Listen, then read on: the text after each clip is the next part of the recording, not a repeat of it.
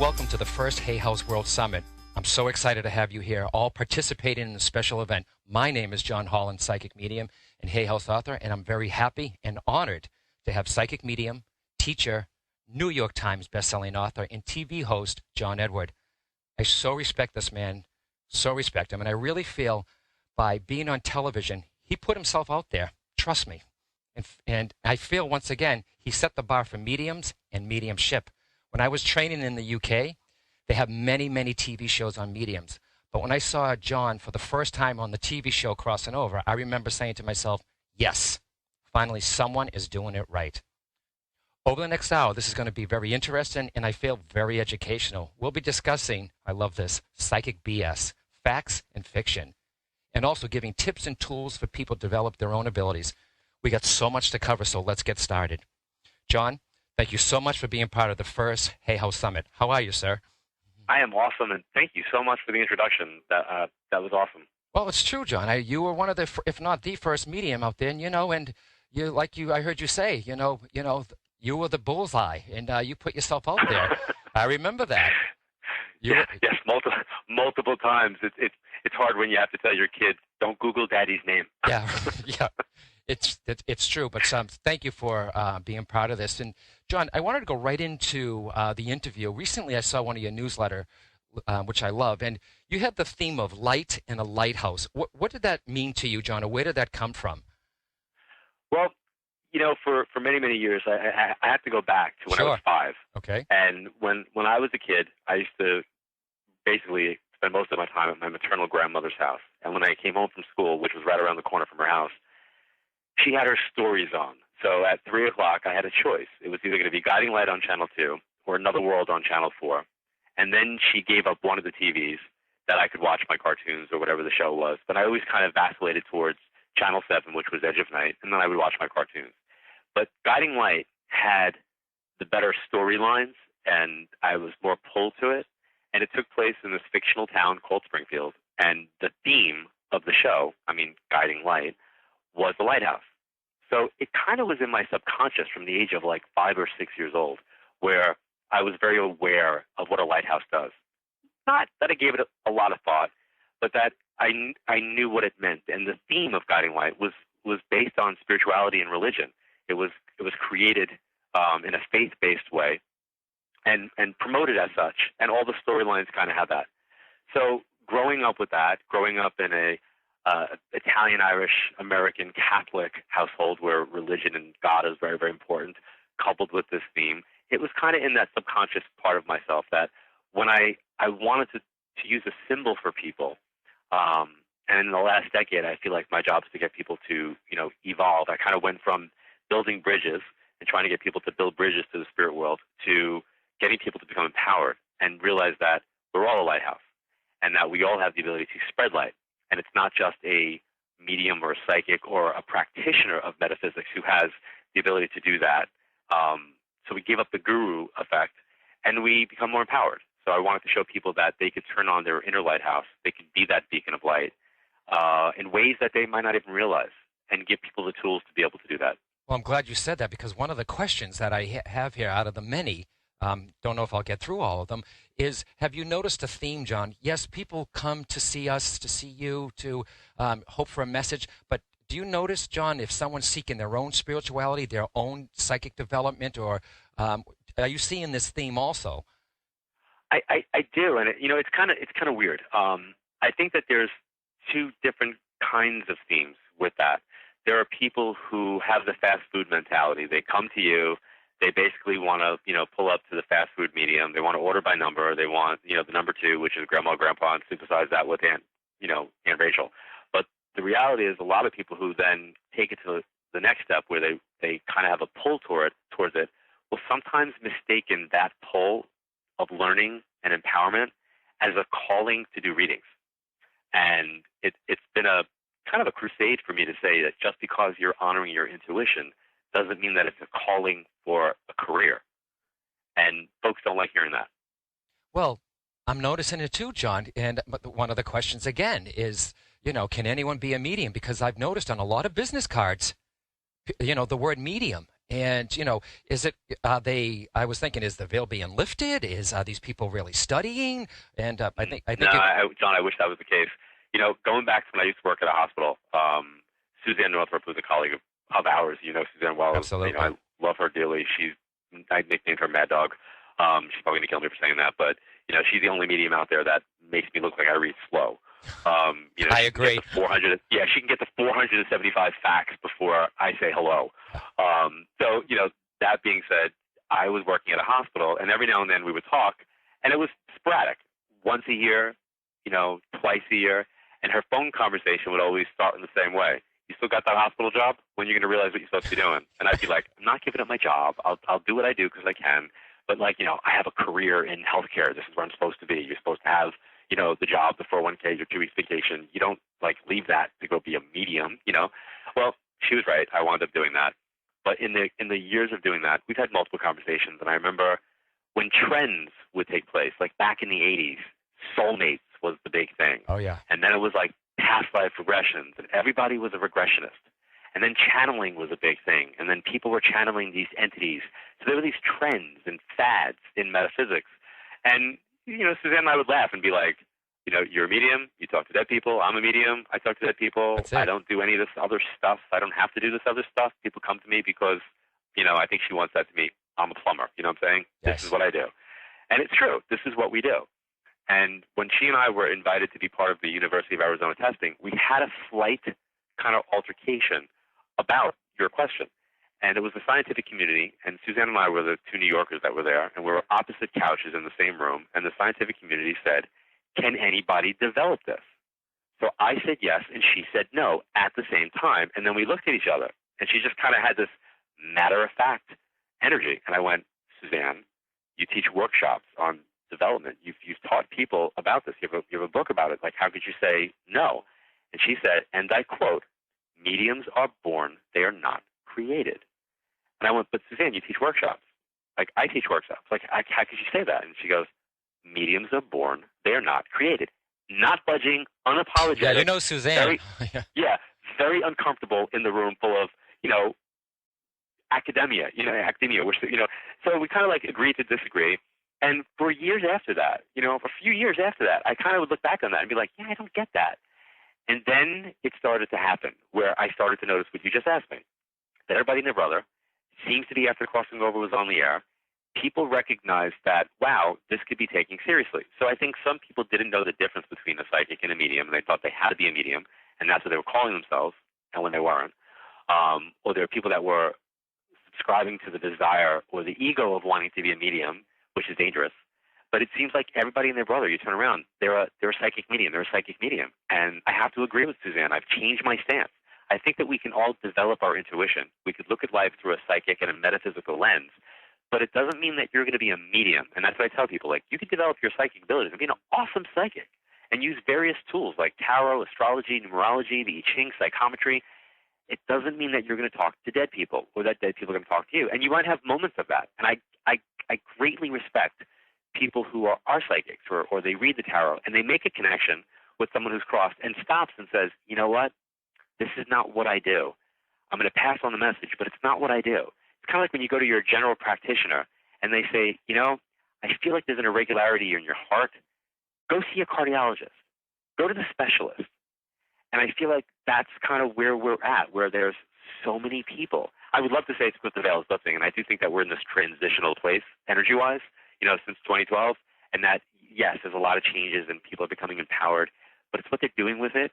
And I think when the human ego gets activated, it's dangerous. Right, and I think those workshops, John, if there's a fledgling or a budding medium in there, then the workshops will help bring it out. But a lot of people, John, don't even know the difference between a psychic and a medium. What is your definition between a psychic and a medium? Well, I started doing just psychic work. In 1985, when I embarked on this journey, people didn't come see me because they wanted me to talk to grandma. They came to see me because I was like the wonder kid of Long Island, where they could talk about their relationships and what was coming up for them.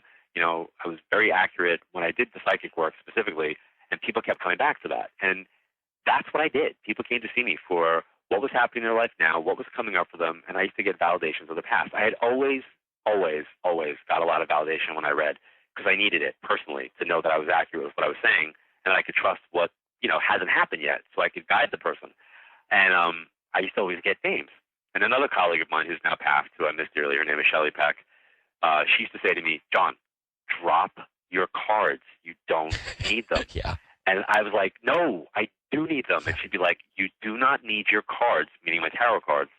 And you and I had a previous conversation because I absolutely love you have your psychic tarot deck. Right. I absolutely love your deck. I have a thing for cards.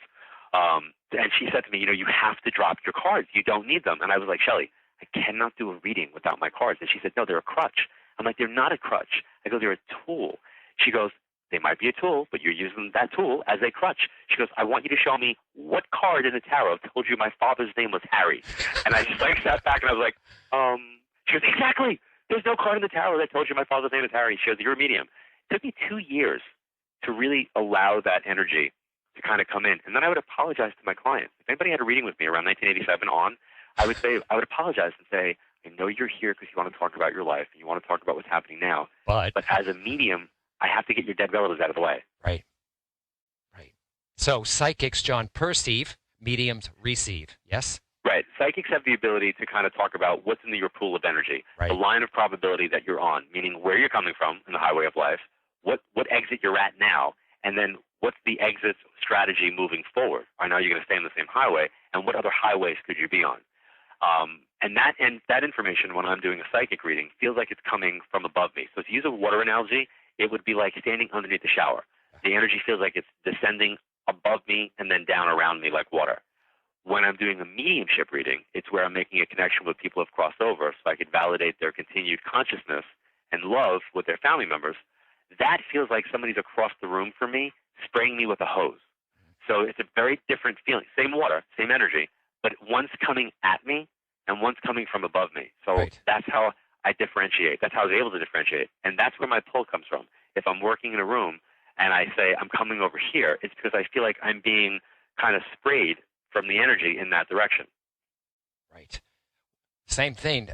When I do it, I know what's in front of me, but the mediumship happens on my left.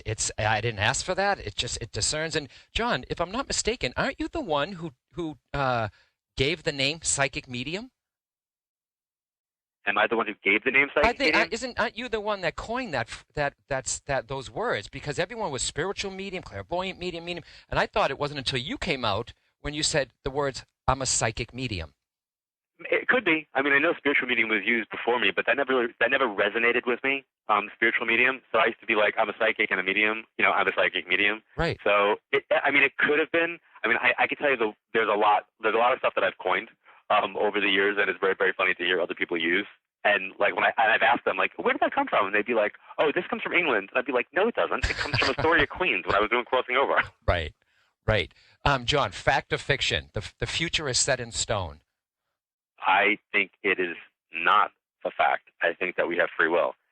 I think that there are certain things that are set in stone, meaning there are lessons that we've kind of incarnated, meaning of the flesh coming into the physical world to incarnate. I think that when we incarnate, we come in with a lesson plan, and that there's certain credits that we need to kind of graduate with out of the University of Life. Sure. And those classes are kind of set up in some ways for us. But how we do in those classes and the choices we make as we're changing classes, I think that's free will. And I think that we can alter our quote-unquote fate or destiny. So I think we have life check-in points, but I'm not very Calvinistic. John Calvin was the guy who came up with predestination.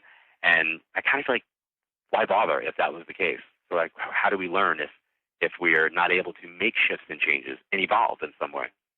And John, for the people that are listening right now who are saying, I'd love to develop my intuition, my psychic ability, first they have to realize they do have this ability. But any tips, John, or from you teaching classes too, to develop or unfold their natural gift of intuition or psychic abilities? Well, I think you have to know what you're working with, first of all. So, I've worked with a number of people over the years, and anybody that I've really taken on has now gone on to become professional. And some of them have chosen not to do readings any longer because they understand the responsibility that's connected to that world, and they don't feel like they're in the right place to be able to do it. So they kind of put that on hold, which I respect a great deal, because I think I scared the crap out of them and said, like, look, away. The universe is going to slap you on the ass and say, not okay. There'll be some type of karmic thing that's there. But when you do this, whenever I train somebody, I would never let them do readings on other people. I think theory has to come first, an understanding of the world of energy that they're going to be kind of swimming in. Absolutely. To me, it's like you don't go as a new doctor and focusing in surgery. They don't hand you a scalpel and say, here, cut. You learn what the anatomy is. You learn where to cut. You learn what the cuts are going to do. You learn the aspects of the body. You learn how all of that's going to be. And then you're put in a sterile environment to protect the patient in order to make a healing cut to help them. But you don't do it alone. You have a lot of help, meaning if the psychic who's training you is here, they should be very, very hands-on with you. And on the flip side of it, you have your team of energies that I call, your guys of your team that work with you. So I tell people that I think it's important to find a tool. That tool could be astrology, that could be numerology, that could be the tarot, that could be psychometry.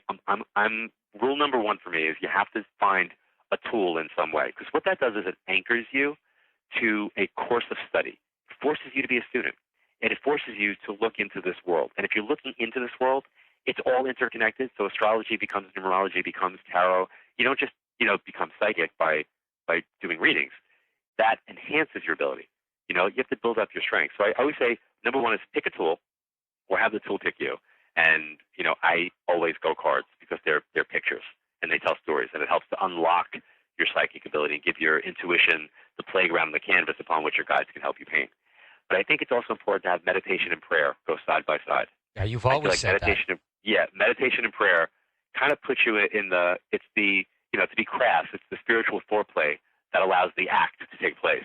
You want to allow yourself to create a sacred space, and that sacred space, is just that. It's sacred.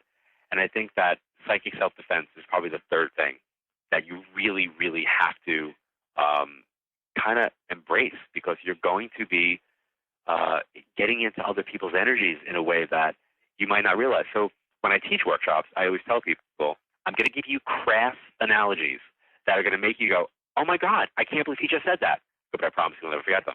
And I always tell people that if you're going to do any type of energy work, I don't care what aspect of it, from a healer to a card reader to a psychic to any type of readings where there's an energy exchange, if you do not protect yourself, it would be like going into the seediest bar in any town and having sex with every male and female in there unprotected in the same night. You don't know what you're going to pick up, and you might not see it at that time, but there could be an absolute detriment to your physical body after the fact. Well, energy is the same thing. You don't know what you're going to connect with. You don't know what you're going to allow to stay connected to you. And then how's that going to play out in your everyday life? You won't even realize that it's coming from a reading you did. And how about one way, not just for psychic development, John, someone who's very empathic, who says to us, or who says, you know what, I pick up other people's stuff. What would you say for a psychic defense tool? White light around you, prayer? Well, if somebody says that to me, the first thing I say to them is to stop. And they look at me like, well, I can't. I'm like, no, you can. You choose not to. You're allowing yourself to do that because somehow that's feeding your ego of being special. So one of the things you have to do is allow yourself to be protected, not to go to that place. But when somebody is in that and they don't know better and they haven't had that kind of schooling in some sort, I think that part of the way of being protected is definitely visualization exercises. And they're constant. It's not like you don't do like a protection, creating a shield around you. Something very, very quick that I would do with somebody, because people can imagine when they go into a church or if they go into any type of, if they see a spiritual photo, you have that column of light that comes through the clouds, those rays that shine through. Mm-hmm. Right. People look at that and they go, oh, God. So you think that because it's got that kind of like light theme. If you could stand in that light and know that that's your light of protection. Some people, I'll say, imagine a big hand and then a light coming from the palm. So it's like the universal father, mother energy that's embracing us in this white light, but that light kind of protects us. But you can't just do it once. It's got to be a constant thing. It's like working out. You don't just, go join a gym and then get in shape. You have to go to the gym on a regular basis. You have to use the machinery. You have to use the equipment. Oh, and you got to diet too. Like that's how you stay in shape. Well, let's stick to that theme too, John. Some people, they take a class and they don't even realize, John, that when this is a serious commitment to develop your intuition, your psychic ability, or your mediumship. It's a serious commitment. And the number one reason I think people, when it comes to this work, and I say this to my students, John, the number one reason I say to them, really, why do you want to be a medium? I better hear because I want to help people. Right. Absolutely. And I don't think people realize, John, too, the new people that come into this is, or people who just want to, let me just try to do this. You are the piece of equipment. Your body is the piece of equipment, and the price of sensitivity is. They have no clue. Absolutely. No clue. Yeah. What they're. It's like the mafia. I tell people all the time. It's like you don't realize that when you kind of allow this to happen in your life, and you really surrender your ego to serve, you have you. This picks you. You don't pick it. Right. And once you're in, you're in. Yeah. You now have to be responsible for all your actions, your thoughts, and what you do, because you're accountable for that stuff on a higher level. Yeah, that's what I like. The price of sensitivity is sensitivity, so you will get sensitive. Right, but there's also a level of you should know better. Oh, absolutely. So, the principal's child in the school is going to get graded, or I don't use the word judged, but I'm going to use that, evaluated in some way differently than a regular family whose child makes a similar mistake, because the principal's son is going to say, you should have known better. You should know better. He's going to be graded differently because people are going to be like, that's the principal's son, when he's really just a kid as well. But when you have the opportunity of being connected to something, you have the responsibility of that connection. So as the principal's son, that kid is going to have to take on the responsibility of his father. It's no different from politics, right? A political family has to take on the burden of the office. So you take on the responsibility of the job that the person's connected to. So I don't think it's even just the person who's doing the sensitivity work. It's the people who are around them. Absolutely. And with some of my students, John, too, some of them have said to me, one guy was in New York City, and he had he was a student, and he knew this guy's father was coming through and didn't ask permission, didn't ask or explain what he did, and just literally started reading with this gentleman without permission. And I don't think it's right to walk up to somebody just like that and do that. No, attack reading is very juvenile for me. I did that. I did that when I was 15. I was managing a video store, and I was developing my abilities, and I was completely, and I say it, apologetically now, but at the time I was unapologetically coming from a place of ego of, hey, look what I can do. I could do this. And I could, and I did. Inappropriate, not right. I did it for a number of years in the beginning because I didn't know better. And then, I was very, very blessed. There was a woman that was brought into my life. Her name is Sandy Anastasi. She's the only person who could legitimately claim that she was my teacher, and I did study with her.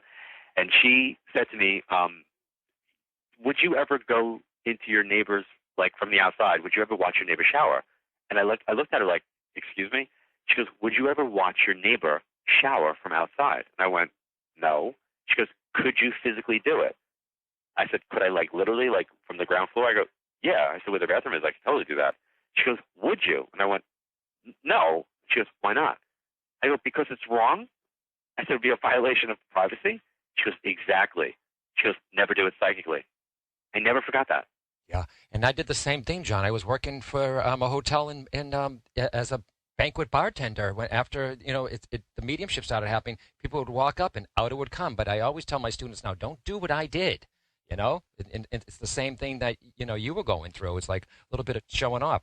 But I think people think that when we walk around in our everyday lives that we're constantly on. Yeah, fact or fiction, John. Fact or fiction. How we all fiction. Yes, absolute fiction. That would be psychic. That's psychic BS. If you are constantly on, you're constantly on in a sense of awareness. You're constantly on in how you look at life metaphysically and how you should look at life through metaphysics. Should be what am I supposed to learn from this? But there's a difference between looking at life through a metaphysical lens and doing a reading, or not being able to stop yourself from doing a reading. That would be like psychic Tourette's, and that does happen. You have moments where you're in a reading where something comes out where you might say, oh, I wish I could have said that differently. But that's in the context of a reading where somebody's either hired you as their client, you're doing a seminar, they bought a ticket to be in the room, they're at whatever, phone session that you're doing with them. They're not on a street corner, and it's, I think it's when that happens, it's a complete sense of human ego. Look what I can do. I'm so important that I can do this for you. So I think people need to know that it's not okay. And the reason why I say that is that a lot of people now, don't want to they don't want to do the work. They want to be famous. Like I've had like 4 people send me to my office their books. They've written books already. Nobody knows who they are, and they've been doing this work for less than a year. Or they're on YouTube, or they're on all these other things, and what they're doing is they're attack reading people at Walgreens or Costco or Target in parking lots, because this is how they're going to become, quote unquote, their words, not mine, famous. And I'm thinking, that's crazy. I never ever in my life, ever, when I started doing this work, thought I want to be famous. It never entered my mind. Yeah, it happens on its own with you.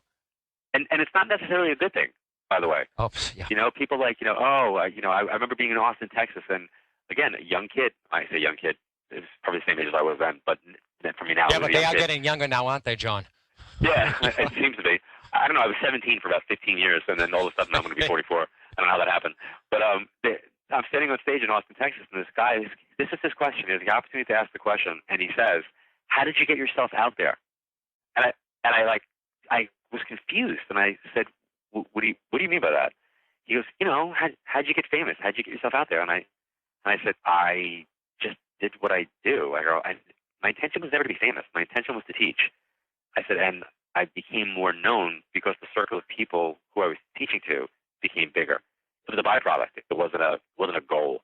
And then somebody just recently asked about my kids, and they said, my daughter she's very talented when it comes to music and singing, and she's only 6. And they said, do you want her to be famous? And I went, no, I want her to be accomplished. I want both my kids to be accomplished. That's beautiful. That is. I'm sure you're a good dad. Oh, thanks. No, but there's a difference between being famous, being celebrated, sure, and being accomplished. Right. I mean, there are a lot of famous people, and I mean no disregard to, I know she's the butt of a lot of jokes, but like Lindsay Lohan, she was famous. Right. And she's famous now in a different way. So she was a famous, great actress, and now she's famous for, whatever issues that she's in the press for. And then you take somebody like Kim Kardashian, who I had the opportunity to meet, and lovely, lovely person, but she's very, very famous for being Kim Kardashian. Exactly. Granted, she's a quote-unquote brand in a business, but she's famous for being Kim Kardashian. Yeah. And there are people who are accomplished violinists that people can't name. Right. They couldn't even name them, but they've been doing their craft for years and years and years. And I always tell people, just because you meet a psychic and they're not on TV, or they've never done radio, or they haven't written a book, that doesn't mean that they're not accomplished. Absolutely. That just means that they've decided not to put themselves out there. I was doing this work for 15 years before I did anything in a public way.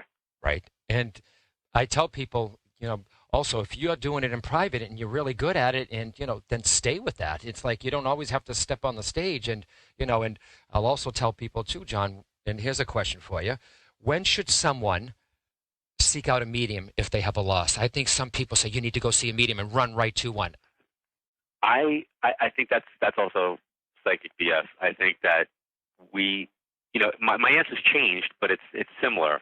If you would have asked me this question in 1989, 1990, 1991, somewhere around there, I would say to folks, you probably need to wait at least 3 to 6 months before you go for a reading so that they can adjust to being on the other side and crossing over and get acclimated to their environment. And I really believed that at the time. And then I noticed that there are people who had crossed and then minutes later come through, because I could go back and see what time it was that they passed and how they came. And they came through like no problem, like as if it was like they walked from one room to the other and they were still having a conversation with me. And then I kind of thought, well, wow, like people can come through right away. Like they can come through right away. But why do I still feel like we should have this waiting period? And I think it's really more for the living. I think the living could benefit from a waiting period before they seek out a medium, so they can honor what they're grieving. They can honor their love. I'm, as we all are here, I'm still a student of this work, and this is 28 years in. I was standing on stage a couple of weeks ago, and somebody asked me the following question. They said, "Why is death so hard on the living?" So I have an answer that I've used for years for a question like that. But what I was going to say didn't come out. I got schooled like everybody else got schooled the same day. I said, well, love is like milk. And as I'm saying it, I'm thinking, what where are you going with where are you going with this? Inspiration. And they showed me. When we're born, we are nurtured on mother's milk, and that's love. She nurses, and the child is loved and fed. And then through life, the milk, our love, is there for us. It's nourishing. But then when death happens, the physical body is not there, and that milk spoils, and that becomes the quote-unquote grief. But if we can get through our grief, then that love becomes the finest aged cheese. So, but we have to get through that spoiled milk period. And the way that we do that is by honoring what it is that we feel, not what we fear.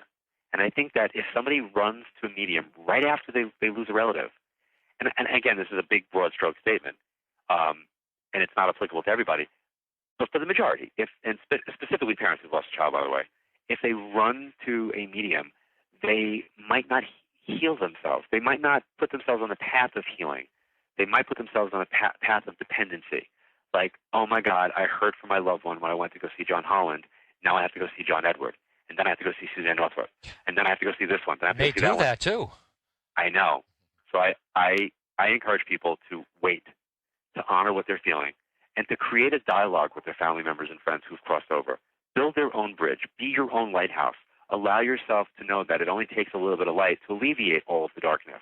And it doesn't mean you're going to be, brightening up your whole room, but just a little bit of light in. That's your faith. That's honoring your feelings. That's allowing them to kind of talk to you directly and then listening. And over a period of time of doing that, you put yourself in a position to be able to receive. Once you put yourself in that position to be able to receive, then you allow, and I think that's the place that I want people to be. When they go for reading, allow it to happen. But so many people sit in front of, I don't know about you, but for me, so many people sit in front of me, and I feel like I'm playing tennis.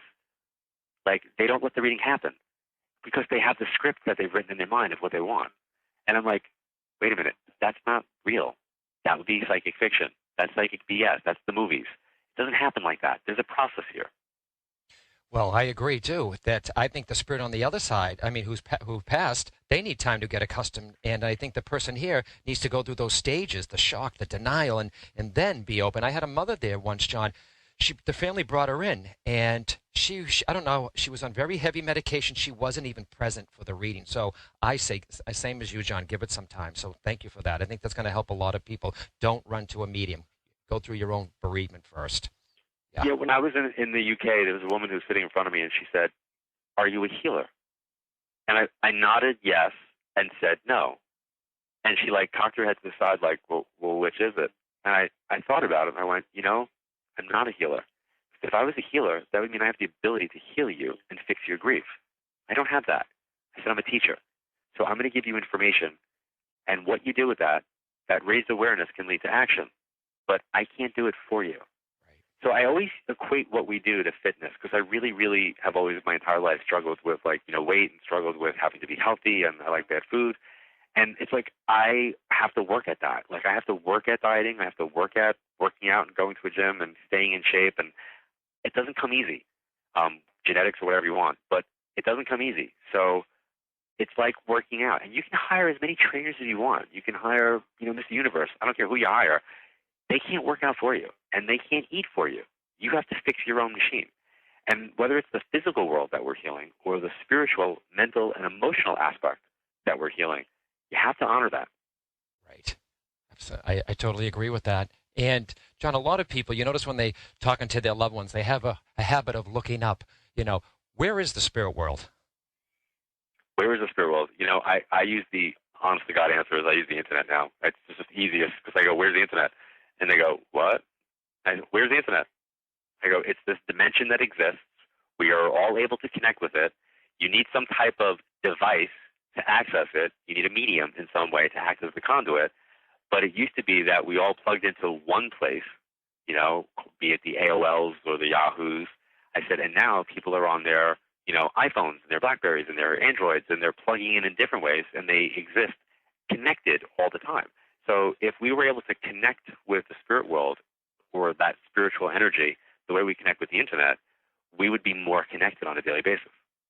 Absolutely. And, John, fact or fiction, do you call the dead to you? I think that's fiction, personally. I think there's a little bit of basis of truth in that, in the sense that you can kind of build up a bridge. You can kind of create a sacred space. If you teach a workshop, if you go to a workshop and the person says meditate at the same time and place every day, you're building up your own energy in that place that might make it easier for that person to come through to you. But it's not like you can demand them to show up. When we were doing the University of Arizona study, one of the scientists said, we're going to have you connect with the Dead Scientist Society on the other side.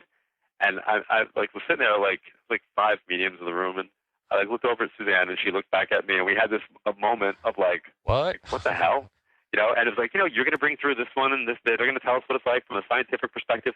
And they were being serious. They weren't joking. They really meant it. So, being the loudmouth, I raised my hand. They said, John, and I went, you're scientists, right? And they started to laugh yeah. I said, okay, so I'm going to need some black duct tape, and I'm going to put a big X on the floor, and you're going to make lightning strike there. Could you do it? And they went, I suppose if there was a lightning rod or a conduit of some sort. I go, but you just can't make it happen at will, could you? And they went, no. I go, well, I don't know about my colleagues there. I go, but I can't do what you're asking. I can't command a scientist who's on the other side to show up, in a reading. It's not like paging Dr. Bombay from Bewitched, and all of a sudden you yank them from the spirit world and poof, here they are. Yeah. There's got to be a conduit, and usually that conduit is love, and that love has to be connected to somebody in the family. There's got to be some link for me in some way. Right, and people have said to me in the past, well, why can't you, call Princess Diana or Elvis Presley? And I said, trust me, I wish I could, but it just doesn't work that way. And it's not 1-800-DIAL-YOUR-DADDY. Exactly. Someone may want their dad, John, but they may get their grandmother. Hands down. Yeah. Hands down. Whenever I see this on TV and you only see the medium connect with the person that they want to connect from and they only get it right, I immediately tell my clients that's bullshit. That's not real. That's edited. That's produced. I said, it's just not real because it doesn't work like that. It just doesn't happen. I mean, in every session, there might be something else that happens that the person either doesn't know about, somebody else has passed that they have to validate after the fact. There's always something that comes up that wouldn't be what the client is thinking about or would have expected. And that shows that as a medium, we're not reading their mind. John, for someone who's interested and they're thinking, maybe I want to see a medium, maybe a medium can help me, should I go see a medium? John, do you feel when someone they're interested in seeing a medium, they may have a loss, are there some things that they should do before they come to be prepared for that reading? I do think that somebody should be prepared, and they should do the research. They should know who they're going to see. They should read about the individual.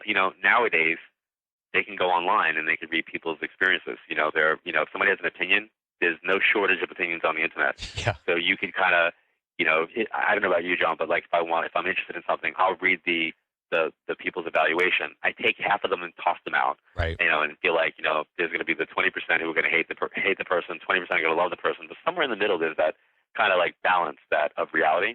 So I think if you go to a bookstore and let the book pick you and read multiple mediums kind of perspectives, you'll see kind of currents of truth and different perspectives of the same thing in different people's kind of frame of reference. But you'll get their truth of the same burger philosophy is what I call it. It's Burger King makes burgers, Wendy's makes burgers, White Castle makes burgers, McDonald's makes burgers. They're burgers, but they've got their own spin on it. But they're burgers. So it's you'll get a different burger at a different place, but you're still getting a burger.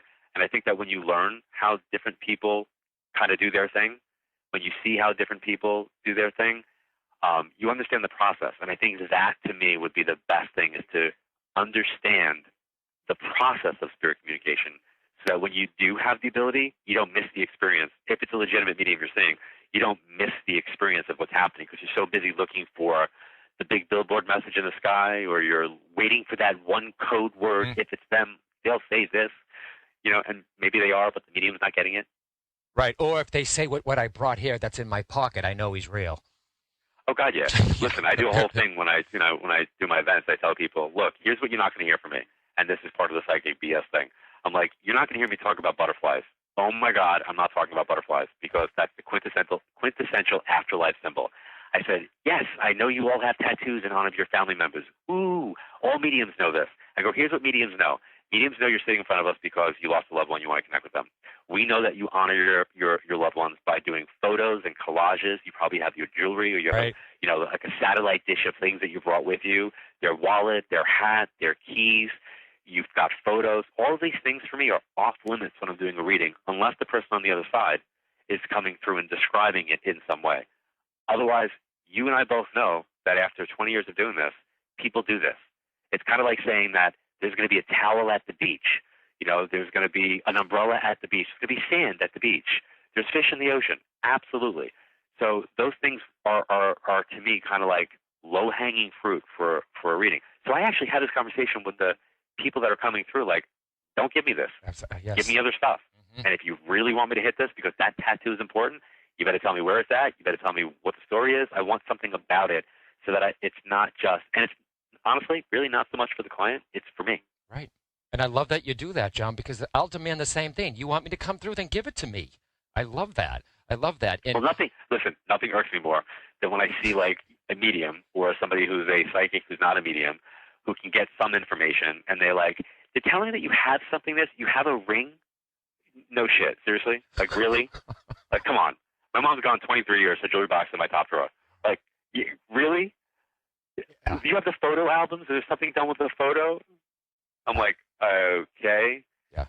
There's so much more that needs to come up for me. And I just sit back, and if I don't see that, I don't care if somebody's been doing this work for 20 years. I have to see the proof. I have to see the validation and the information. Yeah, and I'm in the same boat with that too. I want someone to walk away when we're doing the work to be like, wait a minute, how could he have known that? And then if they go on and do their own discovery, John, then I feel we've done our job. If and I was trained in England, you better be evidential. You cannot say, so you had a hard year. You know what I mean? It doesn't work that way. It's all about the evidence, which makes the person, walk away and say, my loved one is okay, because how could they have known that? So I agree. Right, and certain things that come through will be subjective, meaning like it'll be subjective to the medium's experience. And, sure. It might be, I don't want to say opinion-based, but like I'll get a feeling, a clairsentient feeling where, and there's three ways that I get the information. It's clairsentience, which is feeling, clairaudience, which is hearing, and clairvoyance, which is seeing. And I'm primarily I'm clairaudient and then clairvoyant, and clairsentience is the last one. But I'll get a feeling of the person's personality, right. And I'll be like, oh, this person was really awesome. And I'll say, like, I really like them. Or I'll get this feeling of like, ooh, I don't like them. And I feel awkward saying that to the client, but if I'm getting it, I'll say it. But that's now subjective, because if I say to somebody, oh, your dad was mean, or your dad was stern, and they'll say, no, he was strict. Now it's become subjective to how I'm feeling and how that person doesn't want to kind of disregard their relative. But there's a generality to that statement. Yeah. And so yeah, when it gets coupled with, and here's how he passed, here's his birthday, and he's with his brother Bob, now I know to trust that militant, stern feeling and not go with what the client's validating or not. Well, a lot of people wonder that too, though, John. Fact or fiction, when people cross over, they remain the same personality. I think they wear the same personality for us when they're coming through, so yes. We recognize them. Perfect. But I think that part of their crossing over experience is to kind of take off the lifetime that they just lived and shift and learn. So somebody who's like a real negative, maniacal person in life, I think they have the ability to make shifts and changes on the other side. Absolutely. But they're going to come through and they're going to validate themselves as who they are. I mean, if my 93-year-old grandmother came through talking about the chemical equation for the cure of cancer, I'm going to be like, that's not my grandmother. Right. But if they come through talking about how she prayed the rosary twice a day, and used to play with her glasses, I'm going to now go, yeah, that's my grandma. And it's funny, John, some people believe that when you cross over, you become this all-knowing being and all matters. Fact or fiction? Can the spirit world help us with everything? Big-time fiction. Yes. I joke around and say you don't get, the harp, the halo, the wings, and the book of universal knowledge when you cross over. It's still a journey. Yeah, and, John, I had these two sisters, and one of them said to me, can my father help me with my finances? And I said, well, how was he here with money? She said, well, he sucked. I said, well, he still does. I said, just because he crossed over, he didn't become an accountant. But it's true. But I've had people say a construction worker passed over. He may come through with advice because someone's roof just had a crack in it. That I trust because he knew what he was doing here. That's at least I do. Exactly. Yeah. Exactly. Well, what I find really interesting is if somebody had a background. So, for example, let's say I was doing a reading for you, and your grandfather was Egyptian. Now, I've never been to Egypt. I don't have any connection to Egypt. But if I'm reading him, even though he was born and raised, let's say, here in the States, he might give me information about what's going to happen in his native country. I used to get that a lot. And people would look at me and be like, but he never went to Egypt. Or I said, I know, but he's trying to tie his heritage or his lineage or yours into what's happening now to show you that he sees what's coming up. And that will validate something future related, but it's not like he's all-knowing or omniscient. Yeah. And here's something serious, John. A lot of people lose, and I love the way you say it, help themselves cross over. A lot of people lose loved ones and children and parents and, from suicide. And a lot of people believe that once that happens, that your loved one is somehow, maybe because of the ways they were raised, John, or their religion, I don't know, their faith that they follow, that they're caught in some limbo. What are your views on suicide, John, and what happens to people? Well, first of all, I have to say that I've been battling that for probably about 20 years now, meaning that concept or how that got out there.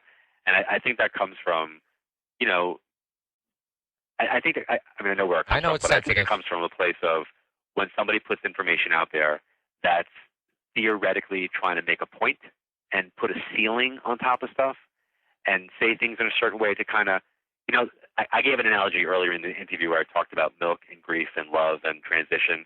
It's used as a teaching tool. But that would be like now taking that tool and saying, when you cross over, you become cheese. Yeah. Right? So there's a metaphor there. There's an understanding there. But you're not cheese on the other side. It's just an analogy. It's a metaphor where when someone when they cross themselves over, there's a varying degree of responsibility that I think they have to take on. Sure. And I say openly, there are flat out suicides where people have crossed themselves over, they committed suicide, and they take on the responsibility. But on the flip opposite part of that spectrum, there are people who I say didn't commit suicide, although their death certificate says so, but they committed stupidity. And that was that their intention wasn't to end their life, but they wound up transitioning as a result of their own actions. So there's varying degrees of that in between those two examples. And I think depending upon the life that the person lived, the belief system that they may or may not have had, their physiological/emotional mental state, were they bipolar and were they sick? Was it an illness? Or was it an argument with their girlfriend and they shot themselves to get even? I'm saying two very polarly opposite kind of energies. But all of that kind of comes into play. And when they get there, they still have to deal with how they got there. So I say, my mom died of lung cancer. But I don't believe that all people who died of lung cancer have the same crossing over experience that she had. Yeah. So suicide is a way that people get there, but I don't think that they're penalized or there's no punitive kind of religious impaling doom and gloom. They're stuck in limbo. Right. If they passed at 20, but they may have lived to 60, that they're going to be there for 40 Earth years. Yeah, I heard that too. Yeah, I don't believe it. Yeah, there's no time like that on the other side. Time is not that. It's different. And quite honestly, people have asked me over the 28 years of doing this, like, could I give them a guided afterlife tour? Could I write a book of what it's like over there? I'm like, no, I can't. And they're like, why not? I go, because I don't live there. Right. I live here. And I wouldn't be able to validate that the way I could. If I was there, I could, but then I wouldn't be able to write it. Yeah. Yeah, and I don't want to go there anytime soon either. And, John, a lot of people said to me, well, my father was an atheist. What happened when he crossed over? I said, nothing. He was just surprised. This is real? That's my favorite line. Right. I say the same thing. I go, big surprise party. Huge, huge, huge, huge. I said, and they're probably some of my favorite people to work with because when they come through, they've got a lot to come through with. And it doesn't matter what religion or faith you practice. I say, John, look at it like a wheel. Every spoke on the wheel is a different religion, but isn't the wheel going the same place? Absolutely. I use the airlines. I said we all go into the same destination. We might be flying different airlines, but we all have to clear customs. Yeah, absolutely. And do you feel, John, that there's different levels in the spirit world? I do. Yes. I really do. I think that depending upon the the experiences that the soul has had in previous incarnations. And I say openly, I believe in reincarnation. I believe that we've been here before. We've been recycled in some capacity. I think that depending upon the, amalgamation of all those lifetimes, and specifically maybe charged by the last frequency that we had, that we are, depending upon what level we go to on the other side. Absolutely. And fact or fiction, John, spirits from the other side are connected to us all the time, 24/7. For me, that's fiction. Yes. I think they're tethered to us. And again, I use the internet now and Facebook. Oh, good word, John. People, Tethered. How many people do you have on Facebook? And they'll say 500. And I go, so when you wake up in the morning, you have 500 people in your room? And they go, no. I go, when you're in the shower, you have 500 people in your bathroom? They go, no. I said, but you have 500 people that are tethered to your energy that probably know more about you and your life, your family, your vacation, your pictures, your thoughts, your meals, than they really are interested in even knowing, but they're afraid to defriend you. So the way we're tethered, like by energy on the internet with Facebook, the other side is really the original social network, and we're tethered by love. So the way that we're connected, it's like they get our updates. They see what's happening. They know about what's coming up in our lives. They're tethered to us, but I don't think they're with us 24/7. John, a lot of people, you've said this, a lot of mediums say this, and sometimes you don't need a medium. Sometimes there's the signs and symbols that people get. You want to share some of the few that you know, and I would love if you could share the story about being with Reed Tracy in Australia and you asking for a sign. And I kind of think you got one, didn't you, sir? I did. I'm a big advocate for validation. I've been that way since I'm a kid, and I think it's because my dad was a New York City police officer. He was a military guy, and he was not a fan of the subject matter. So I kind of always got graded or judged or was criticized in that kind of way by him. And I kind of feel like I developed my reading style because I always felt like, even though I was more connected to my mom, I always felt like I had to validate the subject matter and show like this is real. So, and it kind of formulated how I read, and it's part of my personality. So whether it's me doing a reading or me looking for information or feeling connected, I always look for a sign. And when my mom was passing, I literally said to her, I didn't know what to do. And she and I had a discussion before she passed, and I had 3 things that I came up with her that she would come through with. And, that all took 9 years to happen. It did happen. But one of the things that I said to her was, can you send me a white bird? And this is after she passed now, so it's not while she was here. She had already crossed. And I said, I need you to send me a white bird. And I'm talking like I was like air traffic control for a plane that was coming in for a landing or leaving. That's what I'm doing in my head. I'm like talking to her like, just let me know that everything I believe in is true, and just help me get through this. I'll get through this faster if I know that you're okay. Send me a sign, send me a white bird, but it can't just be a white bird in the sky. It's got to be a white bird that I cannot dispute. It's got to be on something that's connected to me. Fast forward. Yeah, not a seagull at a beach. Not a seagull at a beach. Yeah, it can't be a seagull at a beach or on my window ledge, or it's got to be something that is so like that's connected. So my mom died on October 5th. My cousin Joey was getting married on October 7th, and I was in the bridal party. My mother made me promise that if anything happened to her leading up to the wedding, that nothing would happen to his wedding, that the wedding would go off without a hitch. So I stopped my mom's memorial and funeral and all that until October 8th. We didn't start waking her on October 8th. So I had the 5th, the 6th, and the 7th. I was in the bridal party. I made my entire family go. And then on the 8th, we were at a funeral parlor. So I'm looking everywhere for this damn bird. Like I'm thinking like, this bird's going to land on me at the wedding, at the church. I'm like waiting for something to happen. And it didn't. It just didn't happen. 3 days. And I'm like, now I'm starting to get like a spiritual panic attack. Like what's going on? Well, the last day of the wake, when we have the last viewing, everybody else leaves. And it's now just me and my mom. My cousin Anthony comes back in, and he goes, I want to do this with you. I don't want you to be here by yourself. And I said, well, thank you so much, but I'll be okay. And then he broke down, and I was more there for him. And I'm like, Anthony, it's okay. She's okay. And he goes, what are you going to do with all these flowers? And I said, I don't know. I said, some are going to be, thrown out. Some are going to hospitals. Some are going to go to the cemetery. He goes, where did you get your flowers? I go, honestly, Joey did it as a thank you for me for, not affecting the wedding. I go, I don't know. He ordered a bleeding heart. I said, I have no idea. He goes, well, what makes your flowers stand out so much are those huge white birds that are on them. And I looked at him and I went, what? He goes, they're kind of big. And I looked, and then it was like that moment, I like looked over, and there were these huge monstrosities of birds that were on this bleeding heart. And I had looked at them every single day for like 2 days. She was awake for 2 days, 2 sessions a day, and then it was the 3rd day. There I am, standing in front of it. Didn't see it. My own symbol. I asked for it, and I got it. Yeah, we're talking So, decorative white birds too, John, by the way. you know, Yes? we're talking like I called the florist and asked them if they always do that, and they apologized to me profusely because a mistake was made. That was supposed to be either for a wedding or a communion or a confirmation, that they didn't mean to put such a festive theme, because they were big white birds that were on this, you know, bleeding heart that said beloved mother, you know, or beloved son or whatever it was that it said. So I was like, no, it's all good. It's all good. And they were like, you know, we'll refund it. I go, no. Thank you so much. I just needed to know if you do it on every one. Right. And they said they did not. Yeah. So the white bird became somewhat of a symbol. And then I think she kind of got lazy because the white bird became hard to do, but white feathers became like a thing. Right. Like I would find them in like the middle of a blizzard, like one time in New York, and you know, from being from the Northeast, like when we get snow, we don't just get snow, we get like snowed in, you can't get out. Like I have to jump out the window to shovel out the driveway. And I got in my car that had been plowed in, you know, for 3 days, and I just wanted to start it.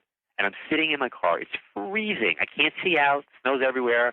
And on my passenger seat is like a 4 or 5 inch untouched white flower that looked like you could dip it in ink and write with it. And I just remember looking at that going, oh my God, how the hell did you do that in the middle of a blizzard in the winter inside my car? And it's pristine and pure white. It was like so cool.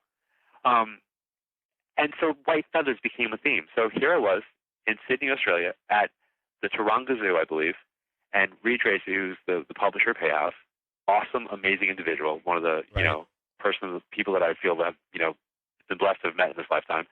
He and I were having a conversation, and I said, you know, I asked my mom for a sign. He's like, you know, what is it? I said, oh, we have a thing, you know, and we're going back and forth about it. And I didn't want to say what it was, you know, but I think I reluctantly said what it is.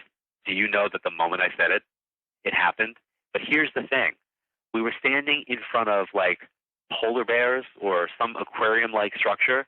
So it is a aquarium full of water.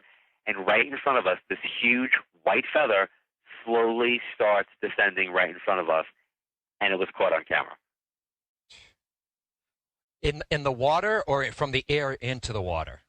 In the water. So somehow it made it there.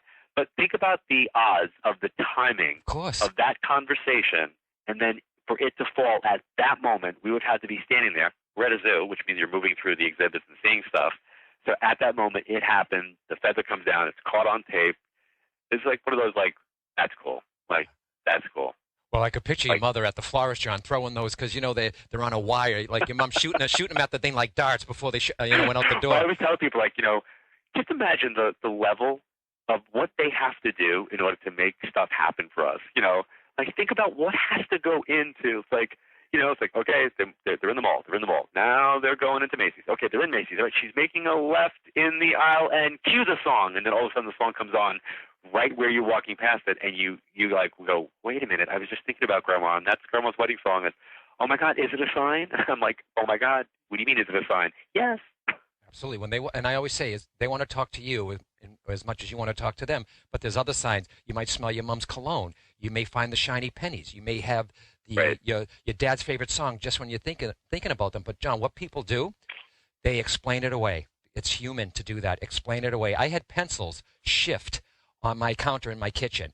And what did I do? And I'm a medium, and we practice this. And you know this, John. We can explain it away. I said, there must have been a wind when I walked by. Well, how fast was I walking that it created that all the? But I think that's healthy. Yeah. I kind of encourage people to be rational, be logical, be analytical, so that if you can explain away some of it, that you can really appreciate the stuff that you can't explain away and go to a place of thank you. Because to have that attitude of gratitude is extremely important.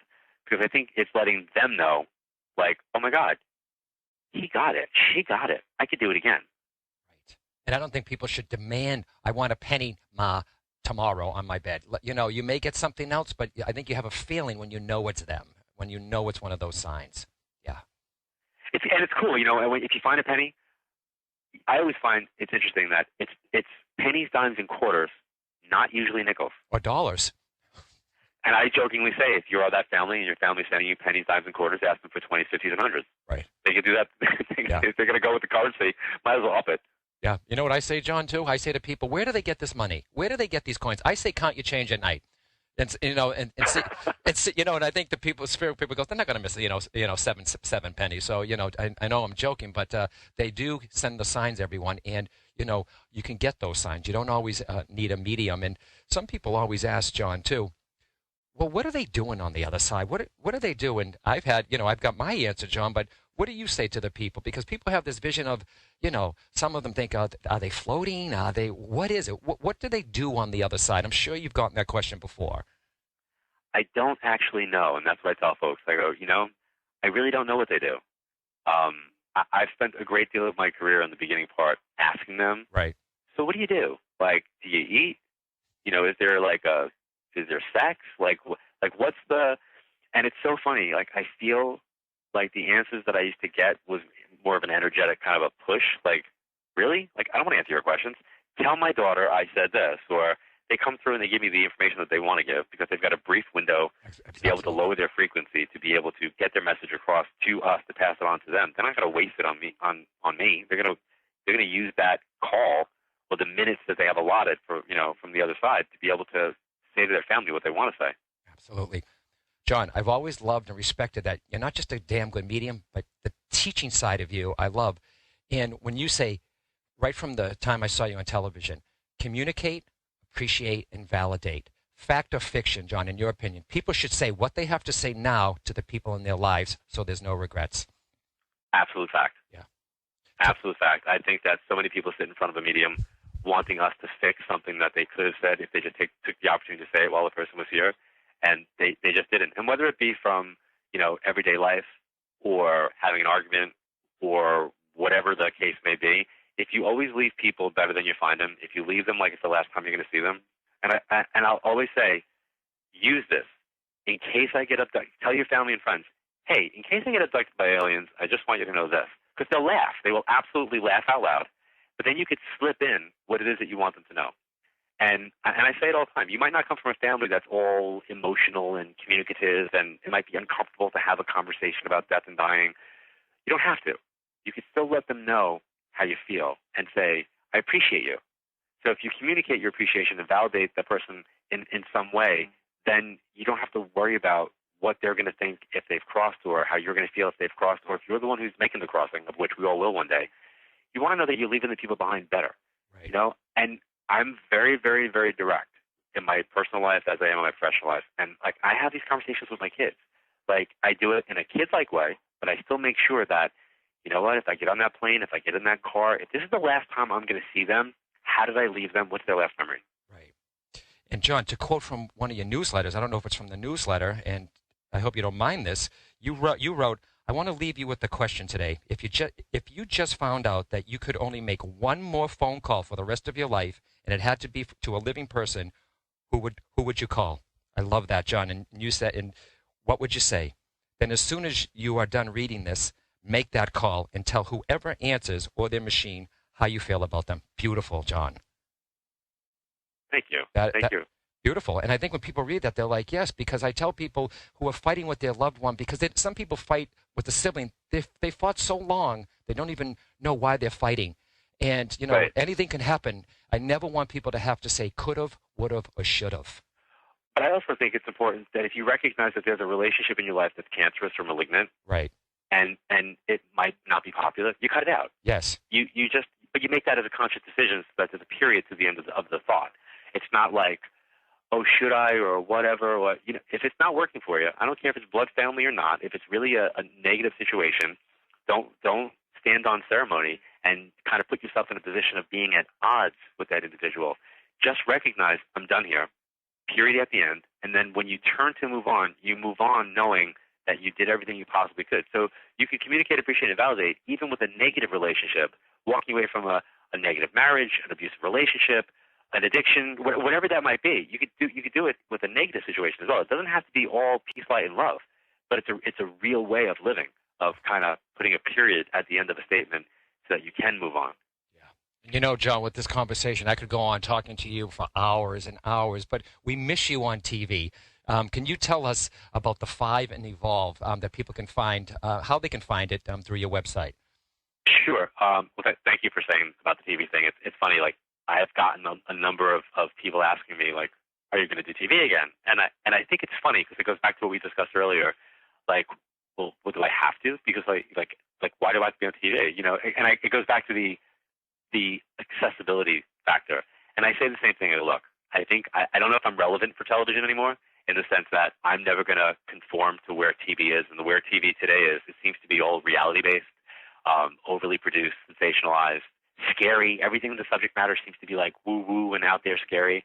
And I'm like, I don't know if I would be able to do TV again because, you know, that's how TV is. So I said, you know what? If I was to do something, what would I do? So I put together the show that I'd want to do, and it became something that I'm doing weekly now. And it's called Evolve with John Edwards. And I say that it's not a title, it's a command, meaning that if you're a participant in the show, and you are, if you're a member of the Five, and you can find out more information about that at johnedward.net, but if you're a member of the Five, then you're part of this community, and we're getting people to kind of work with metaphors like the lighthouse and a tuning fork to be the best us that we possibly can be so that we can evolve through where we're at. And that's my goal. You know, I felt like my newsletter used to be called many years ago Bridges, and that's where I was at. I was helping people build bridges to the other side. And then I stopped doing that because I felt like I was done.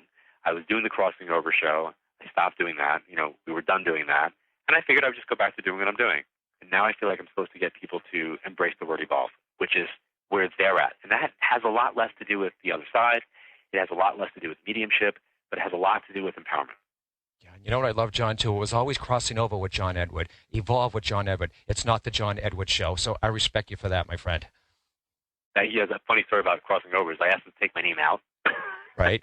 And they were like, no. I'm like, really? I'm like, it's really not about me. And they said, no, we need to have the name in there. And then I thought, it's kind of like silly that they would do that, because if I didn't work out, it would be a lot easier to replace me if my name wasn't in the show. Right.